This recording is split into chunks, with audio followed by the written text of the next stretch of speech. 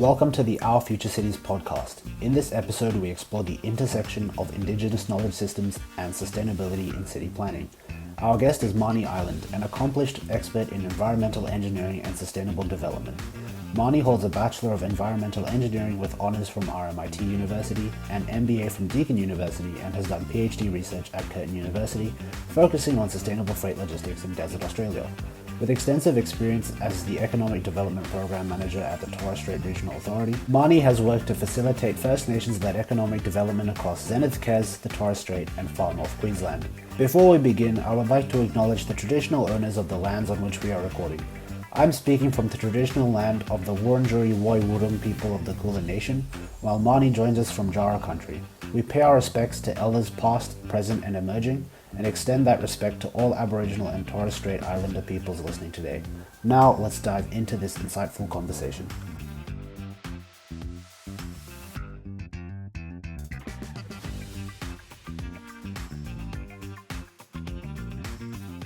Can you tell us a bit about how you became interested in Indigenous knowledge systems and sustainability? Firstly, I'd basically like to thank you for the opportunity for having the opportunity to speak about this topic. It's obviously something I'm passionate about. So, in keeping with that, I'd also like to acknowledge that I'm speaking to you from Jara country and pay my respects to the Dja Dja Wurrung people, past, present, and emerging leaders. And note that their rights to manage country and care for country have never been ceded. So, with that context, I can say that I've always been interested in inclusive, informed decision-making and diverse perspectives. So my background being an environmental engineer was a sound platform for considering how to do things differently. Back when I was young, which seems a long time ago now, environmental engineering was new. So we were constantly challenging civil and chemical engineers about ways to do things differently. So being able to effectively consider different perspectives was the base platform that I came from. I left Melbourne Water to take up an opportunity working in the Northern Territory on a recycled water project. I've always been a bit of a poo princess and love recycled water and the opportunities that go with the use of that resource. That job came up and it was probably one of those sliding moments, a crossroads. I'm sure if I'd stayed at Melbourne Water, it was a much safer environment. I loved the opportunities that organisation was offering up to me. But I don't think I would have become the person that I've become, essentially, if I hadn't been exposed to what I learnt. And there were some tough lessons in Alice Springs. But the reflections that I got by looking and working with traditional owners, the Arunta ladies, on potential reuse of recycled water for bush foods, bush medicine enterprises, sparked something in me that I have taken with me and incorporated into any large-scale planning processes like the Central Region Sustainable Water Strategy. The first time around, it was the first time that we actively went out and made sure there was the voice of traditional owners heard. I think we've moved on a lot from how that was administered, but having that opportunity and that knowledge that voices weren't being heard was possibly why I was asked to assist the research committee for the Cultural Flows Research Project. And that was a game-changing project. It was Aboriginal people talking and creating their own framework for their own use around Australian Aboriginal water rights. And it was absolute privilege to serve that research committee. And what I learnt from that research committee, which was essentially my board,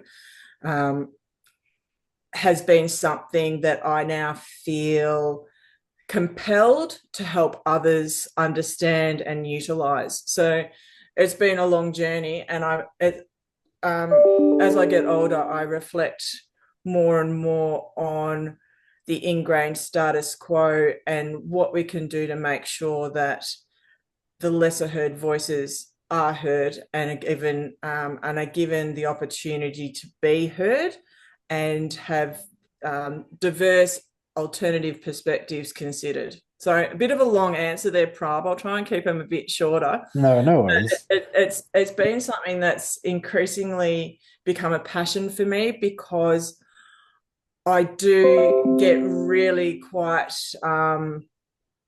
I dig my feet in when I see people actively excluded. I'm very much driven by creating equity. Yeah, I think you have gone in and over into the second question I was about to ask. Um, I'll ask it anyway if you'd like to add anything Yeah. else. How has your education experience, particularly your work with the Torres Strait Regional Authority, influenced your approach to sustainable city planning? Yeah, look, that's an interesting one. And the Torres Strait is probably my most recent.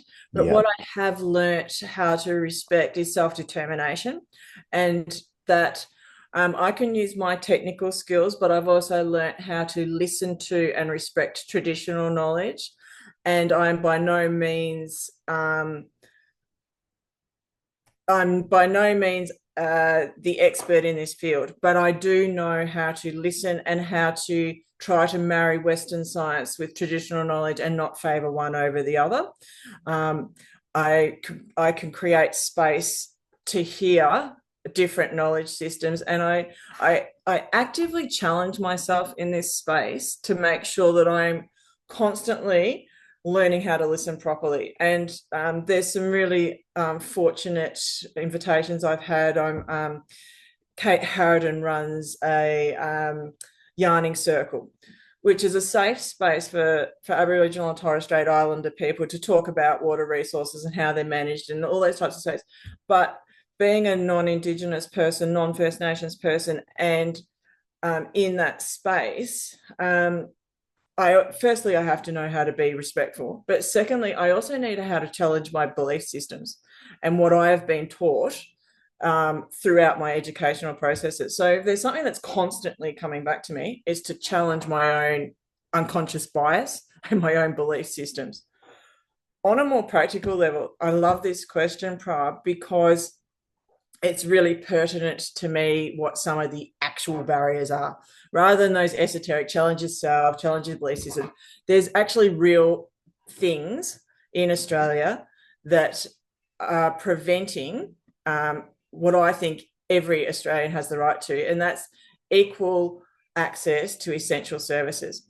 And this is something that Infrastructure Australia has put out there. And I think that it's absolutely incumbent for us to define what minimum standards for essential services are.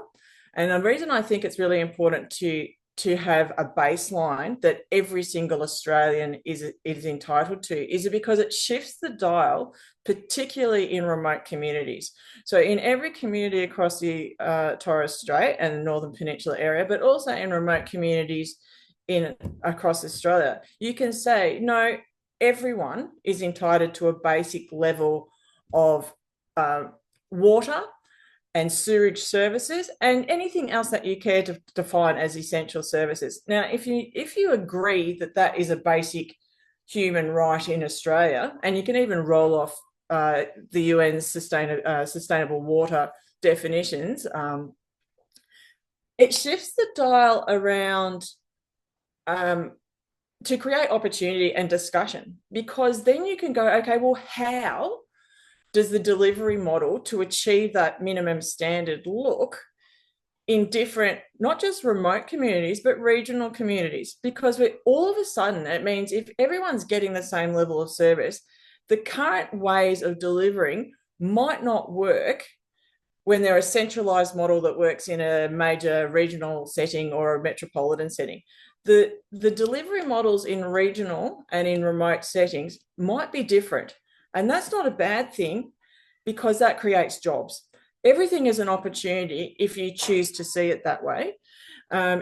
If you want to come at it from this maintaining the status quo, well, we can't do that because it costs too much. It costs too much if you continue to deliver services in the same way that you currently are. You need to think outside the box. You need to be having and open to conversations about doing things differently.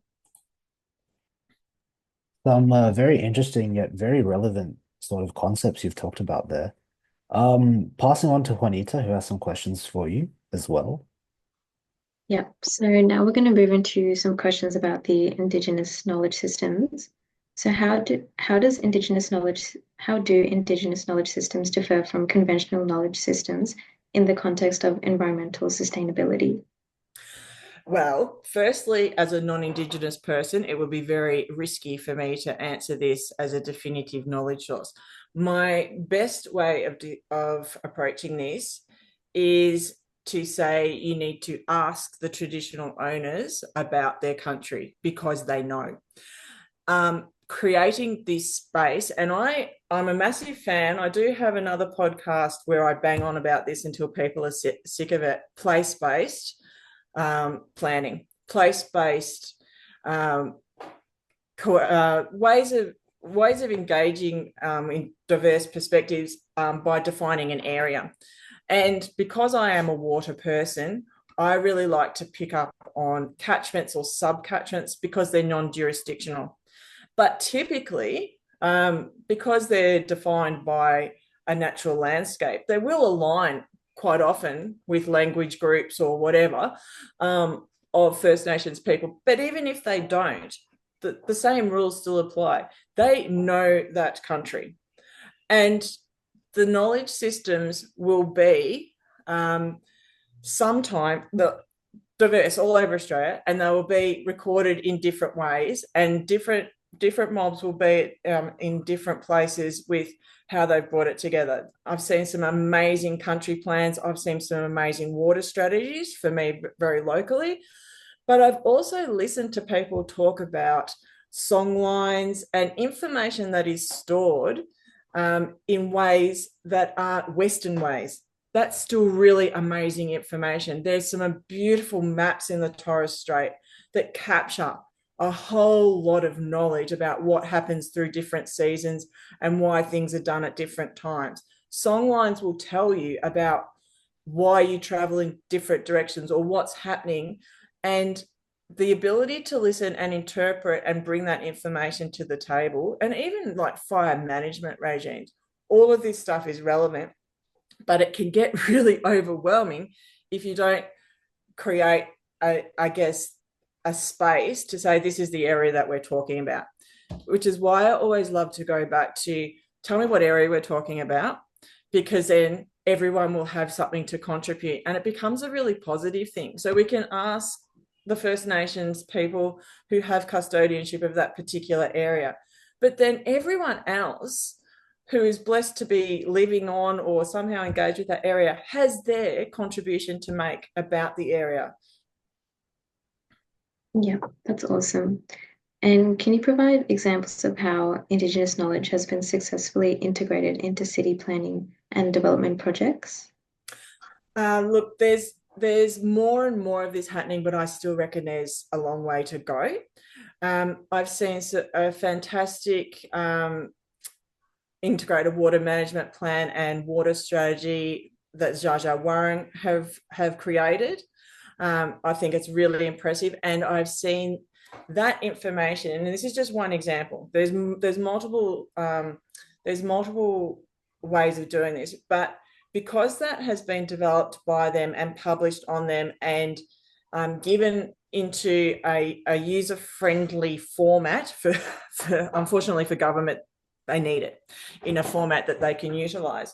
I have seen an integrated water management plan that has been then done by collective government, a Central Highlands Water working in collaboration with ADECA or its previous predecessor, and the local councils were able to take the Jara country plan and if it had existed, it didn't exist at the time, but now they would be able to take the water strategy and leverage all of that information and incorporate it in.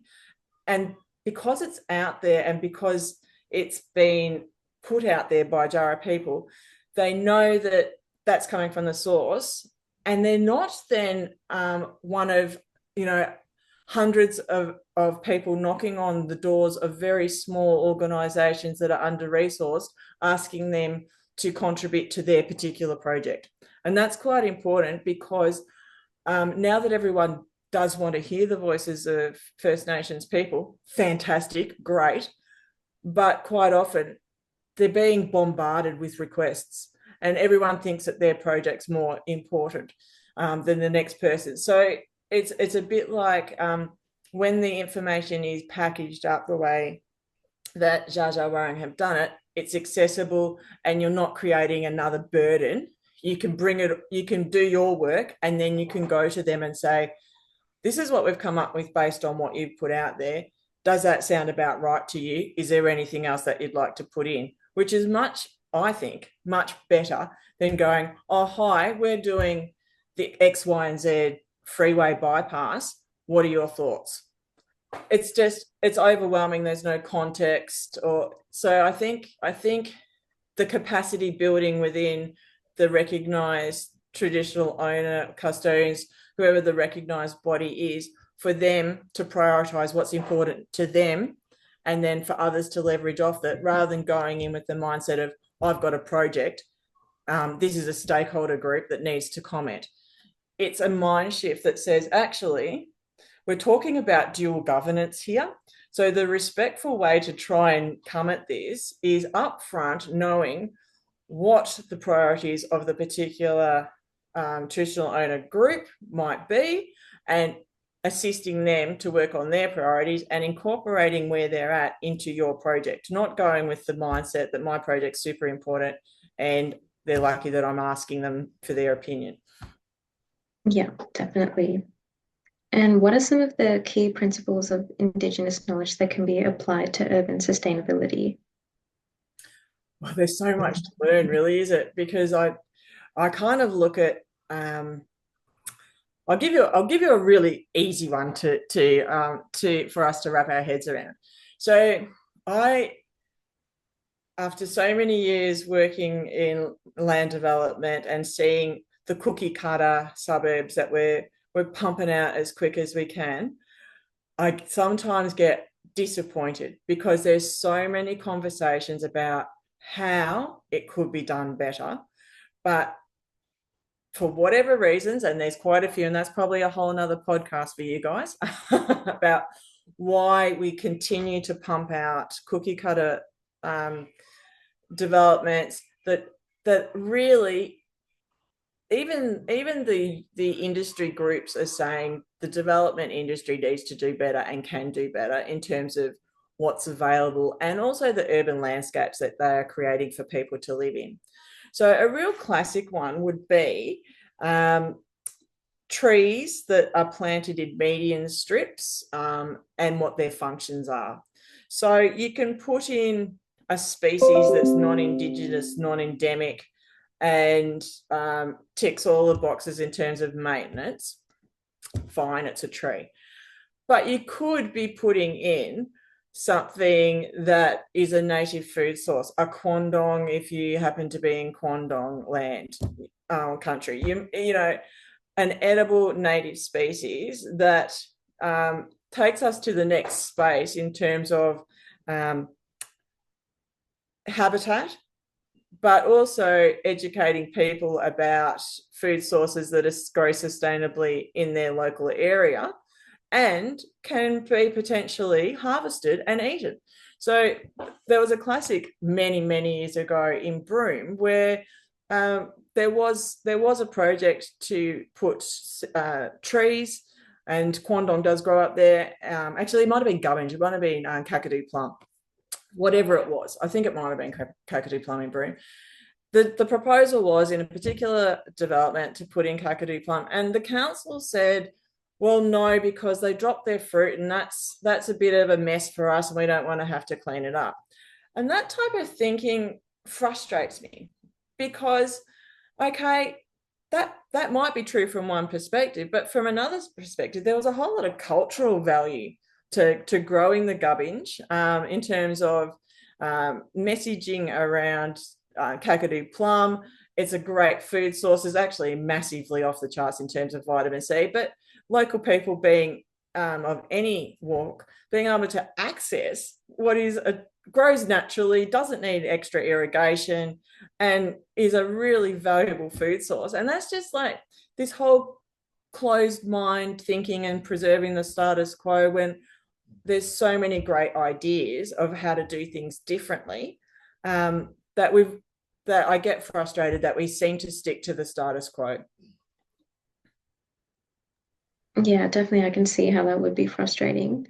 Is there any examples now of things like that happening in this, like today? Victoria, today? Yes. Oh, all the time. So the Upper Mary Creek IWM plan was a really good one. And I like to talk about the learnings of it a lot, because we set up the governance of that very carefully to make sure that Wurundjeri Woiwurrung were represented at the table from day dot and helped co-design how they wanted their engagement. So we feel that we went through the proper process for engaging and capacity building and making sure the right resources there for them to participate. There was 3 councils involved. There was Melbourne Water, Yarra Valley Water, Hume. I really should know this off the top of my head. Hume. I'll have to get back to you. But anyway, 3 councils that go from the top of northern Melbourne right out through that northern development corridor. A great bunch of really excited early career people from a whole range of different perspectives in the room. We engaged with the community on what the issues were going to be with the projected growth, and how that was going to, have a massive impact in terms of waterway health, as paved surfaces put more and more water into the Mary Creek and its tributaries, and it all came south. Mind you, we still had constricted sewers as you bring all the sewerage south.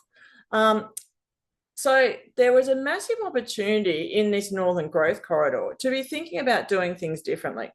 Rather than send sewage south, what about sending it back up and around to food growing districts, irrigating places like Tullamarine Airport to keep the ambient temperature down, using recycled water and delaying and capturing stormwater to green the suburbs, and the design that greens the suburbs, which has so many benefits, health benefits, in terms of reducing not only the ambient temperature, but the environments that we're creating. So there was, in order to detain as the amount of stormwater that we needed to, totally rethinking how your building design and your urban design was made, needed to be. I mean, if you've got a big Bunnings, and the big Bunnings has a green roof, all of a sudden you've got a massive decrease in the ambient temperature. If you've got median strips that are detaining and creating habitat, you've got all of these kick-on effects that make it a really lovely place to live. If you take your sewage and send it north, take it through, for instance, Tullamarine on its way past Western Water around to Bacchus Marsh, and use it to secure the water supplies for growing Melbourne's food bowl, such that as climate change impacts, not only have you created a way of putting sustainable water source and limiting the amount of food miles for food coming into the city, you've also preserved capacity in the downstream sewers, so the infill development in Melbourne can deal, go into those older sewers without having to, augment really old sewers through really old suburbs, which is very, very expensive.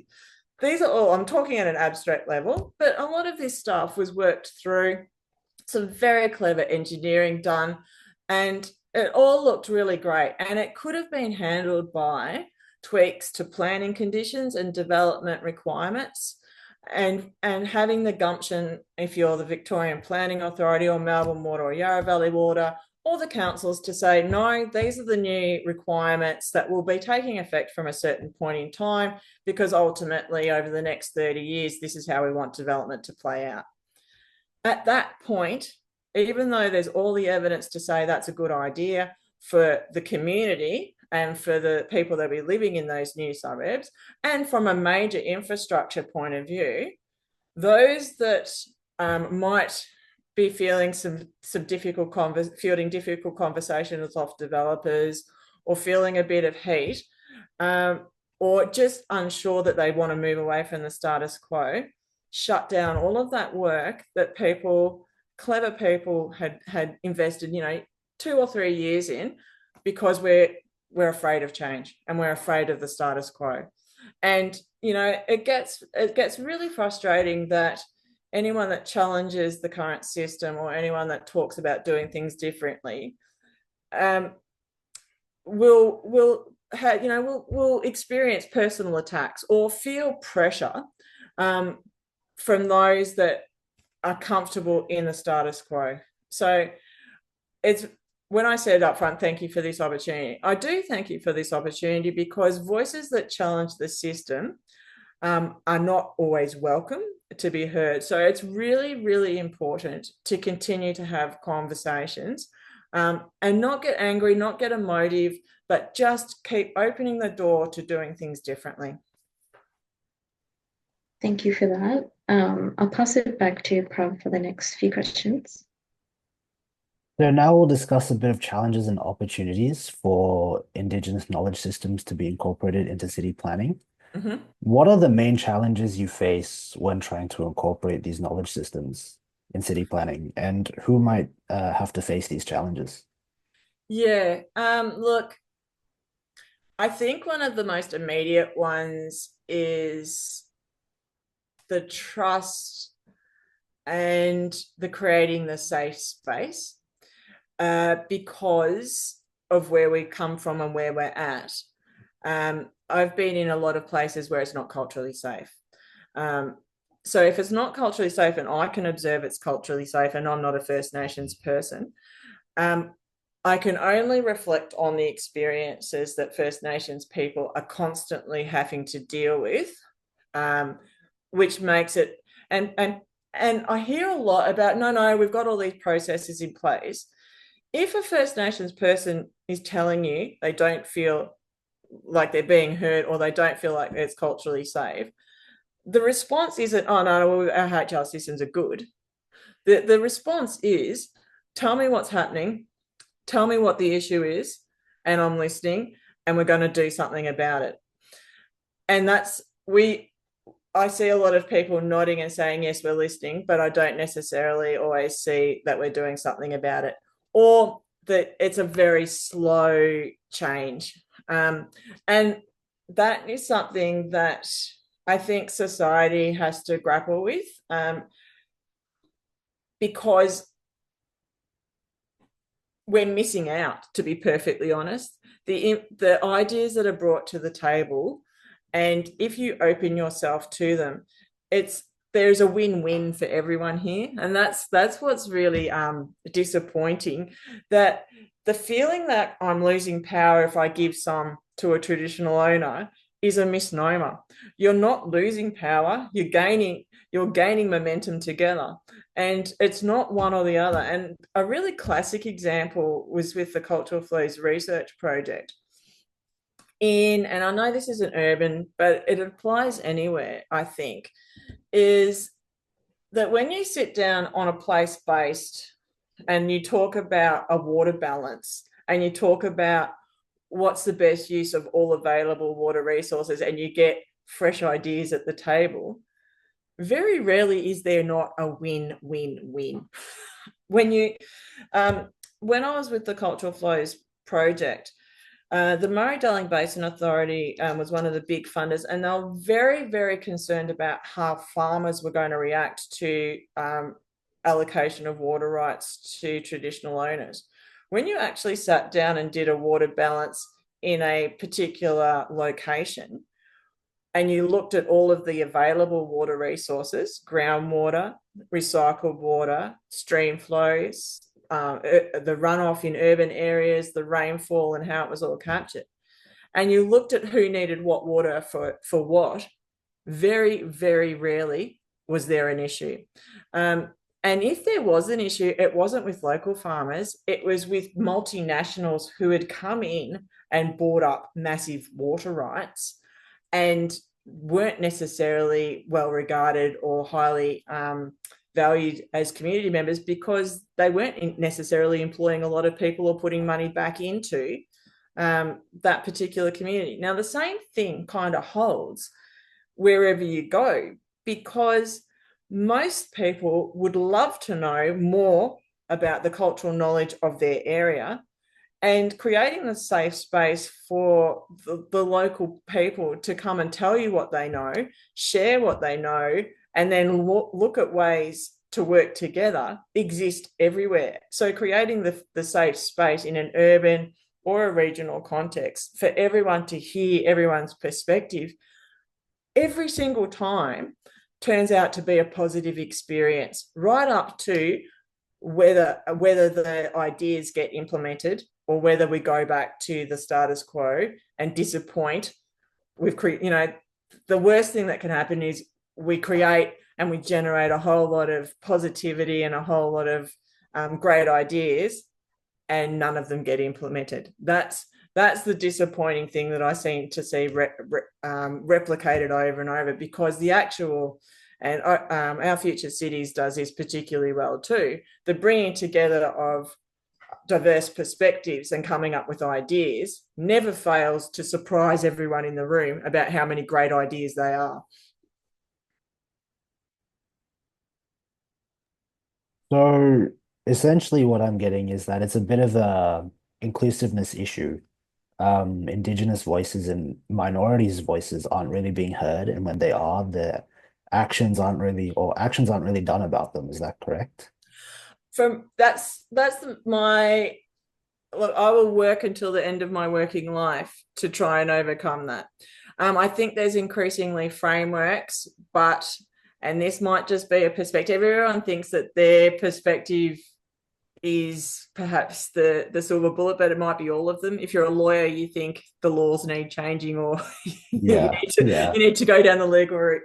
I kind of feel that having the right policy settings in place, but if you haven't got a statutory requirement to do it, you'll go through a whole lot of volunteer engagement, or everyone will come to the table, but when it comes down to making it happen, it won't happen. So I'm reflecting there on sustainable water strategies. They're a legislated process, and they get done to whatever standard of engagement, but they don't specifically require traditional owners and community outcomes as part of the process. They're increasingly getting better at incorporating them in. But when it comes down to regional catchment planning, the CMAs have that as a statutory requirement, but the Upper Mary Creek Regional Plan, which was specifically about better urban outcomes, is not a statutory process. So it sits in a top drawer and goes nowhere.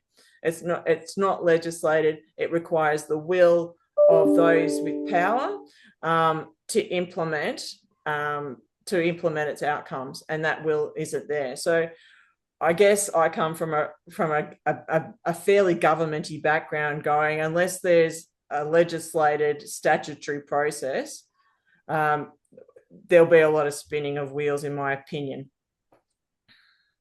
So with that being the case, how can city planners and policymakers better support the inclusion of Indigenous knowledge systems in their projects? Well, this was a very interesting, and I'll give a specific example. So there was a whole lot of quite detailed planning requirements and development conditions that were drafted by the partners involved in the Upper Mary Creek. And they were kind of divvied up into, well, what would go out from Melbourne Water, what would go out from Yarra Valley Water, what would go out from the councils. Never really got to the stage where any of those organisations were willing to start putting them in to their responses to land development planning applications. And we even went through a conversation around people saying, well, it's not within our statutory authority. We said, actually, it is. This is how you can do it within your organisational's remit. What we're talking about here is a cultural barrier. You don't want to put them in. You don't want to necessarily end up and defend these positions at VCAT. So we had those conversations. It got shelved, and you've never really seen many of those planning requirements or those development conditions go in to planning requirements. Developers will continue to work at a micro scale and argue for an economic outcome, and they're legitimate perspectives. It's just not the perspective. And that view of economic benefit and all of that kind of those arguments are a argument that are legitimate, but I think they need the broader context. So when you take everything out of context at a Victorian Planning Authority hearing or a VCAT hearing, you miss the bigger picture. And this is the point that I'm making consistently about Indigenous knowledge systems, community perspectives, is there's always more than one answer on how you can do things. What we don't really have frameworks for is making sure that the voices of community and traditional owners are heard and given the same level, equitable level, not elevated, but not below the views of a developer. And I guess that's the sticking point at the moment, is there still seems to be more power if you've got people, friends in high places or money. And I think that's to the detriment of good urban planning, because it's not actually generating the places that people want to live in, or the best places that people could live in into the future. It's short-term focused, because not all developers, but many, won't be around 20, 30 years down the track when that urban development has bedded in. They're long gone. The people that are living there are stuck with whatever was created up front. Now, you can create something great up front. That's a beautiful place to live in, or you can do, the bare minimum and move on to the next thing, and everything in between.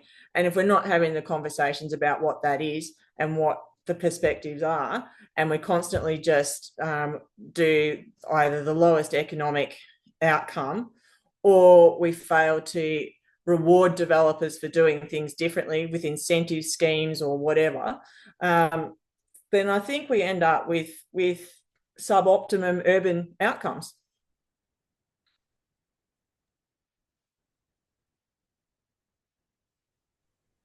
So, what role do you see for Indigenous communities in the future of sustainable urban development, given that currently they're not having their voices heard?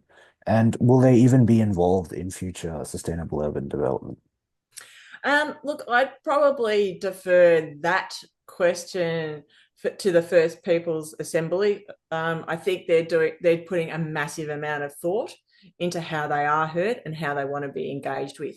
So I think that's an exciting space that's being really really well thought through, and I would defer to them on how they want to be engaged with, and be working actively with them to support them in moving in that direction.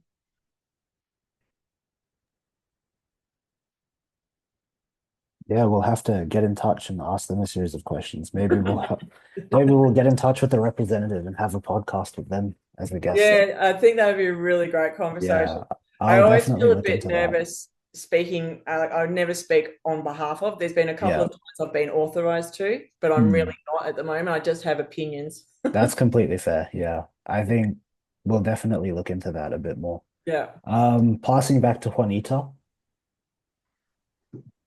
So can you share any specific projects or initiatives where Indigenous knowledge has significantly contributed to sustainability outcomes?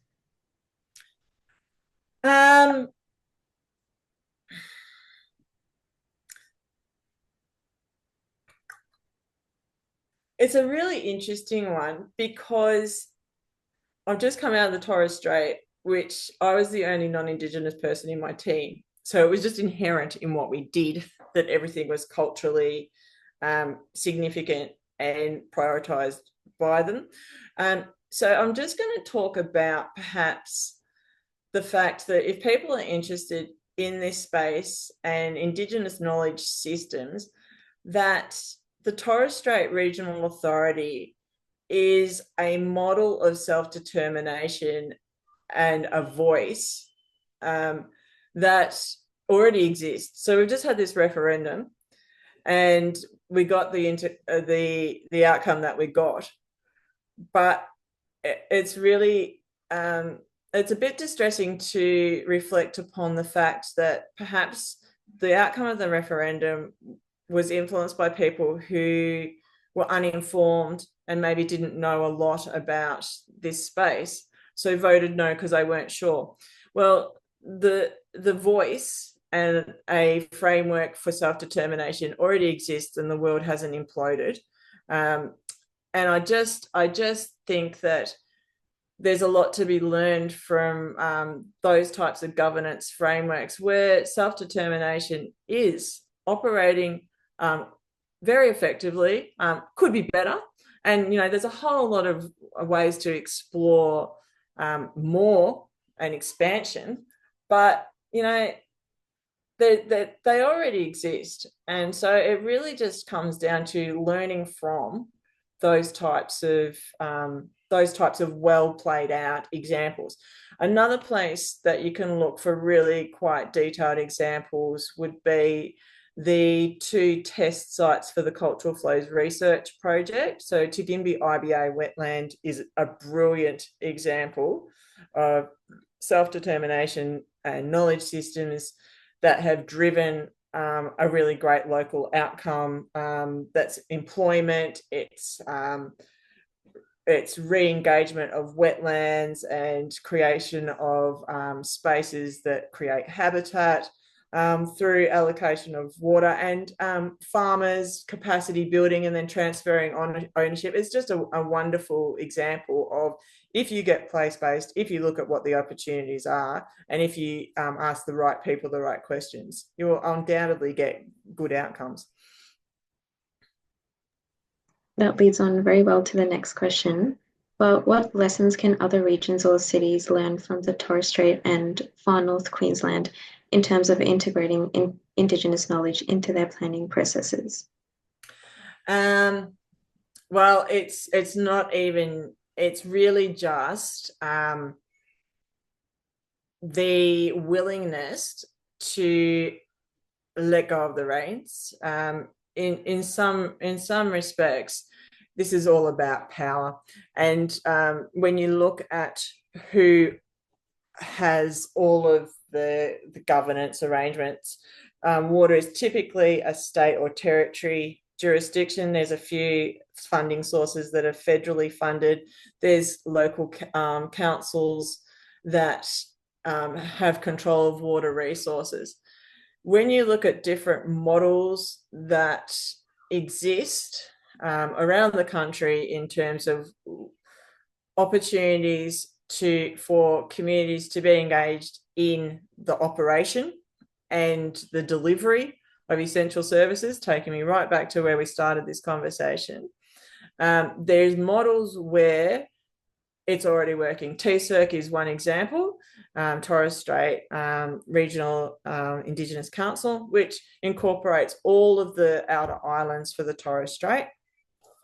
None of these organisations are perfect. No one's saying any organisation is perfect, but it's a version of governance that is delivering services.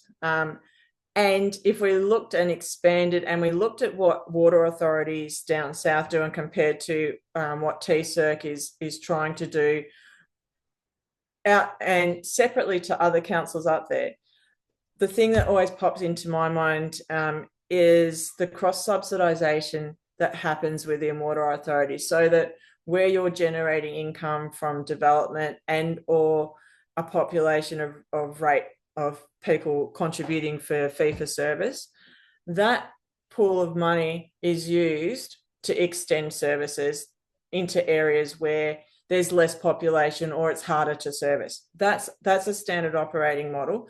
I think that's a good model, and I think that could be explored both nationally, but particularly in the Torres Strait, to say, well, TCIRC's got a very small population of outer islands, but there's other islands like Waybend, Thursday Island, where there is a lot of government work, there is a lot of government investment, but they're separate. So that bucket of money doesn't, and the Northern Peninsula area is another separate council. If you looked collectively about water services and looked at collectively how you might be able to do things better if you joined up, these are the types of conversations that get really, really tricky because everyone wants to protect their own patch.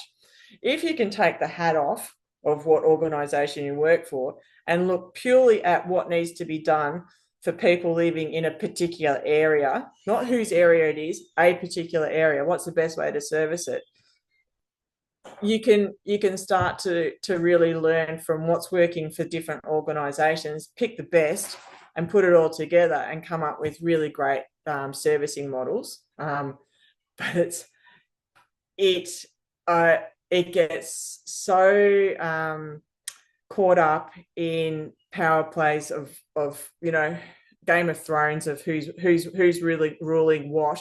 And I think people forget that we're all public servants and we're all trying to serve the public, and that's disappointing. Yeah, definitely. I'll pass it back to Prab for the next few questions.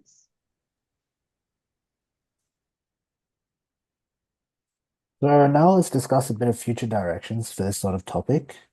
From your opinion, Marnie, how do you envision the future of city planning evolving with the greater inclusion of Indigenous knowledge systems? Yeah, I have high hopes in Victoria for what the First Nations Assembly comes up with, and I think it will be incorporated in, and in I would hope in within the next, I don't know, iteration of senior managers. It's just how things are done. You're seeing now that there's First Nations observers incorporated onto the boards of every water authority. It's becoming less and less acceptable that the views of First Nations people are not respected and incorporated in. And I think it's becoming less and less acceptable that senior managers and executives don't have cultural competency to be able to deliver that. I know it's an uncomfortable space and it creates fear, but I think it is incumbent on as an executive working in the public sector to develop that skill set and that capacity. And I think that's probably creating the safe space where people can create cultural competency in themselves and their organisations is probably the greasing of the wheels, because we're going there, but we don't have to go there kicking and screaming. We can go there willingly, and that would be my preference.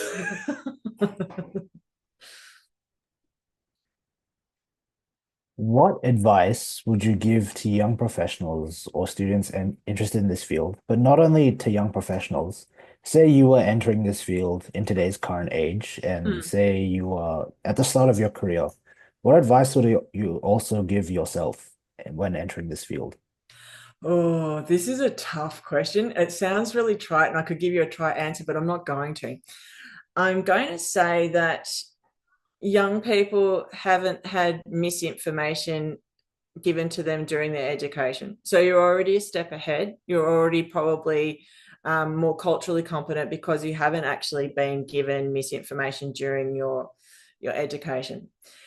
Any opportunity you get to hear from or listen to an elder or be out on country learning from an elder, grab it, because what you can, if you're a sponge and you can soak in what they are telling you, you will reflect on that for such a long time after, and you will continue to enhance your knowledge, and you'll learn to challenge your belief systems, and I think that's a really important skill set.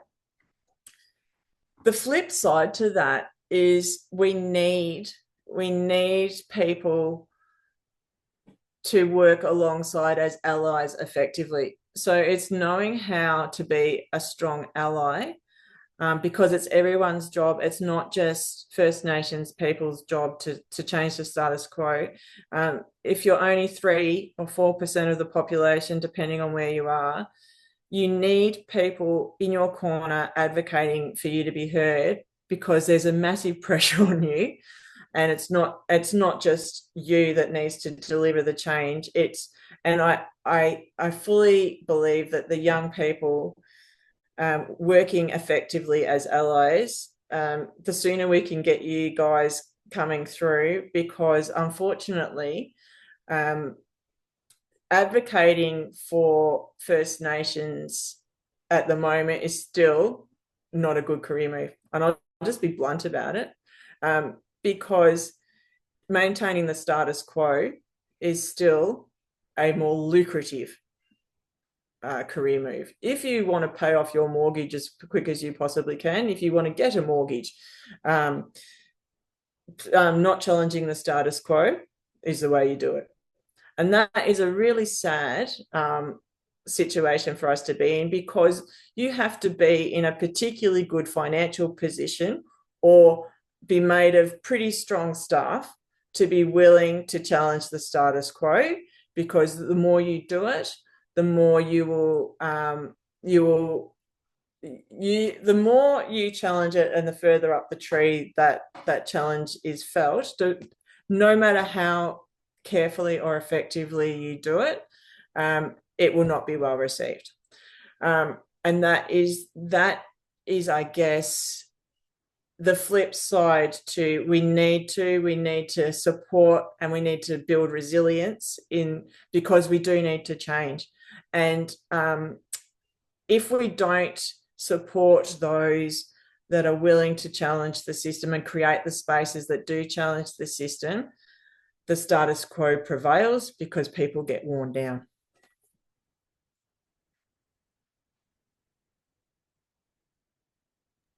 Thank you so much for that. Now on to the final couple of questions, which Juanita will ask. Yep. So just to kind of wrap up this session, what has been the most rewarding aspect of your work in this area, and how do you sort of stay motivated and inspired in your efforts to promote sustainable development through Indigenous knowledge? Because when you get people together and you create those spaces where diverse perspectives are heard, there's a buzz in the room. There is an energy in the room, and it is a wonderful energy, and it is so exciting to see everyone energized, and I love it. And creating the teams that are able to do that effectively is something that I'm really privileged to be able to do and be asked to do. And I will never tire of looking for better ways. And I think when you have a particular skill set, and you've got people with different skill sets, and you present a problem and you come up with solutions, it's exciting. And I just get excited, this is really nerdy, by recycled water and what can be achieved by small shifts in policy applied at a local level around recycled water. So let me give you a specific example about why I love this space and why I continue to want to be involved, even though, we're constantly going against the status quo, is if recycled water rights were allocated to First Nations people on the land that they were, the recycled, waste effluent was generated or collated, the rights to that recycled water don't rest with anyone at the moment. So all of a sudden, if you do two things, if you allocate the rights to the First Nations people, it is up to them what they can do with those water rights. If you then bundle that up with a requirement for all water authorities to become circular economies, you can't discharge that. you have to find, or you can't just, you must find a use for 95% of that by 2035. Everyone's head will spin for a moment, but the cool thing about water authorities is they'll get solution focused. So they will then get, they'll get a whole lot of people in the room and go, right, how are we going to use this resource? So, someone's going to put a plug in the end of our outfall. We can't put it in a river. We can't put it in the ocean. What are we going to do? Where are the waste sources coming in from? Are they a circular economy, or what can we do to work with a trade waste customer? All of that can actually become a massive opportunity for First Nations, because if they own the rights to the recycled water, they can either sell those rights to a third-party end user or use them themselves for an economic development opportunity. So many traditional owners might be interested in setting up a bush foods enterprise, or a freshwater mussels or yabbies enterprise. These are some of the ideas that are already going on out there, but they might not need all of it. So they can then sell to a third party the other water rights. Now, if they sell to someone like, I don't know, a winery that is already extracting water from a river, and that winery gets a secure recycled water supply, they can then resell, or the government can purchase back the river extraction. So in over-allocated systems, we can start to balance environmental requirements. See what I mean? I'm just talking off the top of my head there, but in place-based, there is exciting things that can be done by really small policy commitments that transfer and put real power into the First Nations people's hands, because they choose where those water rights go, and those water rights aren't generated by taking them off someone else. They're just creating a knock-on effect that is beneficial for everyone. Thank you, Marnie, and thank you so much for your time today. I'll pass it to Prab just to wrap up the episode. So yes, that is all for the OFC podcast episode on Indigenous Knowledge Systems and Sustainability in City Planning. Once again, I'd like to thank Marnie Ireland for her insights, as well as her involvement and community service. Also, thank you to Juanita for helping out. And stay tuned for next episode.